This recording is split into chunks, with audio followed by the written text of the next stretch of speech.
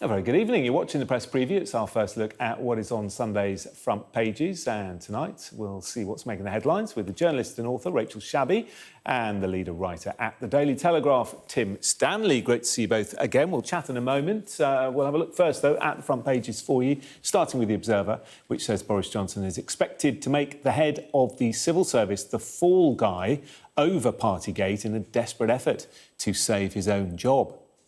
The Sunday Times claims an ambulance trust in the northeast of England has been caught covering up damning evidence about deaths linked to mistakes by paramedics.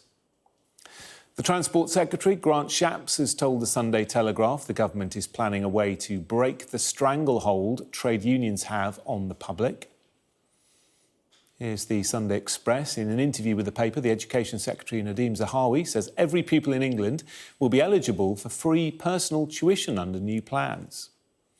Colleen Rooney is on the front of the Sunday Mirror, which claims she told a friend she will win the so-called Agatha Christie libel trial with Rebecca Vardy, celebrated with a cup of tea. And the Star says the Ukrainian army has rescued a Russian dog trained to attack, but retrained him to work for them. Don't forget, by scanning the QR code you can see on screen during the programme, you can check out the front pages of Sunday's papers while you watch us chatting about them. And I'm joined now by Rachel Shabi and Tim Stanley. Lots to discuss this Saturday evening. Rachel, why don't we start with the front of the Observer? Lots of discussion in the papers about the Sue Gray report, of course, due out this week, potentially as soon as Tuesday. Potentially, I say, because there may be yet another delay. We'll perhaps talk about that in a moment. But the Observer saying that the Prime Minister could sacrifice a top official in order to save himself. Well, indeed. It looks like he is planning to sacrifice the senior head of the civil service, Simon Case. You'll remember Simon Case was the man who was initially supposed to lead the Sue Gray investigation, but he had to step down after concerns that he was actually at some of the parties that was being investigated, which seemed to say it all. But yes, Boris Johnson is now scrabbling around looking for someone to take the hit instead of him, as his nature, as has been a feature of his political career. And some people have speculated that actually the reason Case is still in post is precisely for this purpose, precisely so that he can be scapegoated and thrown under the bus in this way. There's a source in this article in The Observer saying that actually the Sue Gray report is pretty scathing about the culture that was allowed to develop in Downing Street and Whitehall around Partygate, and it is, is supposed to. It's predicted to be, really quite fierce, and so it is necessary for Johnson to find someone to shunt the blame onto in order to preserve his own career, is the theory according to the source. Yeah, I mean, do you think, Rachel? I mean, it was pretty damning when the Prime Minister got that fine, obviously. But do you think, even though we know he's not going to get any more fines, this report could be even more damaging for him than getting that first fine? I think it will be damaging, but I don't think it will damage him because, he's got the perfect get-out now where he can say, well, the police didn't think it was serious enough to fine me more than once, even though, he was at 6 of those parties deemed to have broken the law. He was only fined for one of them. So he's got the perfect get-out, hasn't he? So I suspect that, he is going to get away with this. And, he's made a career out of getting away with things. So This would just be the latest one. Yeah, OK, let's get Tim's thoughts then as we have a look at the Sun, page 2. Quite like this headline, Wheel Sue Gray. 2 points then, Tim, really. First, Simon Case, do you think he'll be a scapegoat? And secondly, a lot of the officials are very worried, understandably, about being named in this report. And there could be legal action, and that could mean that we don't get the report this week. It could be another further delay. Both of those, great pun, by the way, both of those, of course, are speculative because we don't exactly know what's in the report. So in the case of Simon Case, gosh, this is going to be punalicious tonight, isn't it? In the case of Simon Case, We don't know if the Prime Minister is going to be able to deflect blame onto him because we don't know what kind of blame is attributed to the Prime Minister.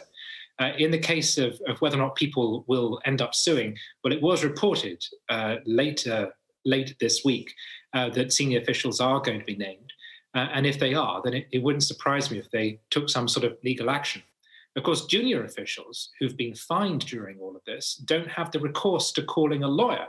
And because they're relatively poorly paid, the impact of all this upon their career and upon their finances is actually bigger. I would say that Boris Johnson's chances of surviving Partygate have gotten stronger the more that it has grown. The wider that the net has been cast, the less it is perceived to be about him and his responsibility, and more it is about a vague culture in Downing Street that I suspect you'd find in most large organizations, even during a pandemic. And of course, the accusations have spread not just throughout government, not just throughout Whitehall, but they've also trickled over into the opposition benches. And right now, someone else facing actual legal jeopardy in regards to partying during COVID, or allegedly partying, is Keir Starmer. So Partygate, by actually metastasizing in this way, I think has taken some of the pressure off of Boris Johnson.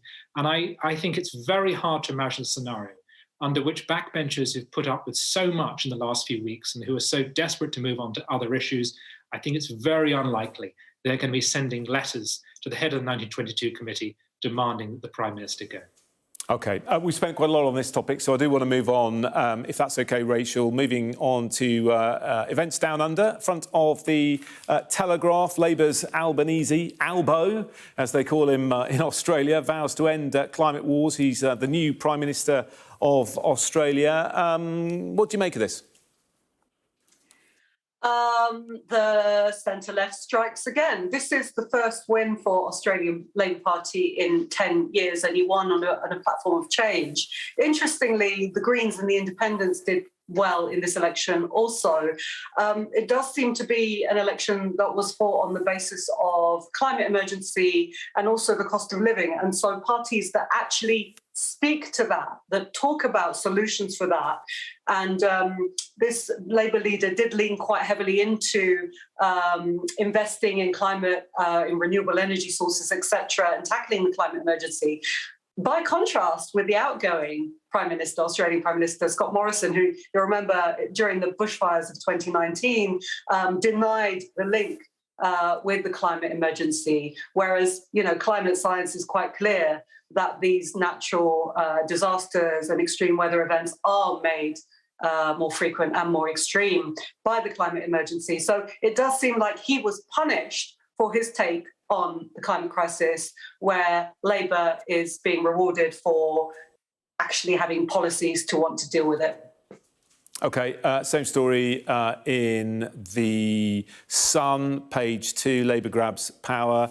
Also on the front page of The Times, both going with a photo of a man in his trunks. And that is because, of course, voting, Tim, is compulsory in Australia. And that means even if you're on the beach or you've been for a swim, you still have to go and put your mark in the ballot box.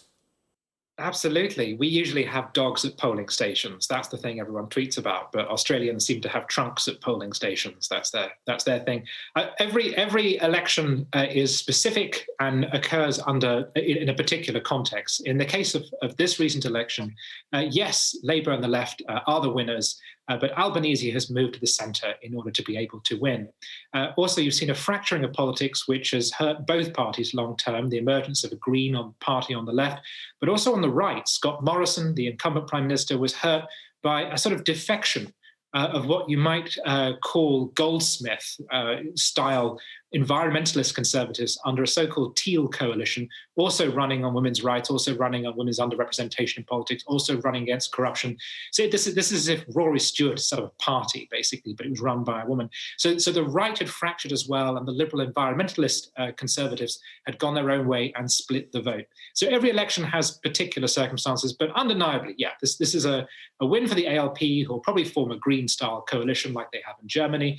And it is partly about the cost of living, but Rachel's absolutely right. It's also about climate and a change that's taking place within Australian politics, where it used to be thought that if you were the friend of the fuel, if you were a friend of the non-renewable industries, then you probably had an advantage in Australian politics. Things have tipped in the last few years, and it might now be that you, in order to enjoy an advantage, you have to be tough on climate change. And that may be felt in a change in policy in the Liberal Party. Very interesting. OK, we'll leave you there for the moment. Thank you both. Coming up after the break, the Chancellor's been warned that a windfall tax on energy companies won't solve the cost of living crisis. We'll be discussing that in a couple of minutes.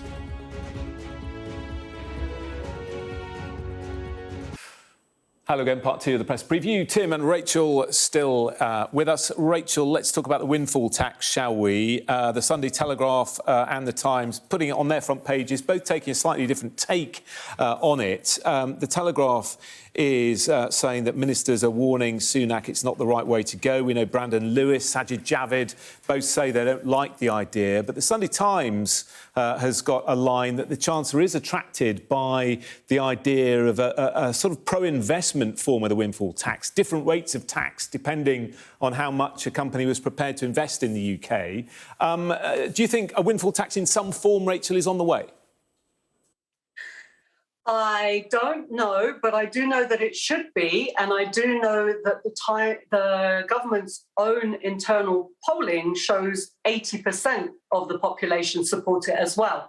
Look, the objections to the windfall tax coming from the Conservatives are nonsense, bunk, obfuscation. It's because they ideologically, fundamentally don't believe in windfall tax or higher rates of tax on the highest earners. Now, they've said, you've got some MPs and sources saying they think that a windfall tax is unconservative. There it is, just pure ideology. The windfall tax will put £600 into the pockets of the households that need it most. Labour proposed the windfall tax as one way to get the potentially 500,000 extra kids who would fall into poverty because of the spiralling cost of living, to avoid that taking place. Windfall tax isn't the only thing the government can do, but it is striking that it is absolutely nothing, has absolutely nothing to cope with what people are facing, these excruciating anxiety that people are dealing with over spiralling inflation, flatlining wages and a stagnant economy. This government just looks out of touch. It looks like it doesn't care, and it looks like it doesn't know what to do. And in all honesty, it doesn't. OK, we're running out of time. So, Tim, I want your thoughts on this. The problem with the windfall tax is, first of all, it is a retrospective tax. So the people who made money didn't know it was coming. And then once they have made money, they then get hit by it. So that's sort of unethical, really. Secondly, it puts off investment. George Osborne experimented with a North Sea windfall tax in the early 2010s, and the result was that investment in North Sea went down.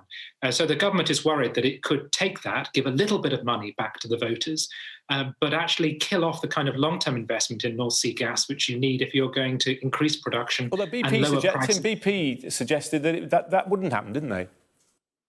Well, this is the irony. It started out as a Labour idea. The Tories initially said, well, no to it on the assumption that the companies would say it's a terrible thing, it'll put us off investment. And then one or two industry figures said, actually, we wouldn't particularly mind. But as I said, the historical experience is rather different. That what can seem like a way of reducing pain in the short term actually ends up getting passed on to the consumer in the long run, particularly because it means the production isn't being increased. And also, don't forget that governments across the world are sending signals to the fossil fuel companies who should be investing in renewables anyway. Yeah. So it doesn't surprise me that they're not particularly worried about money not going into non-renewable investment, because they're being told it's not the future.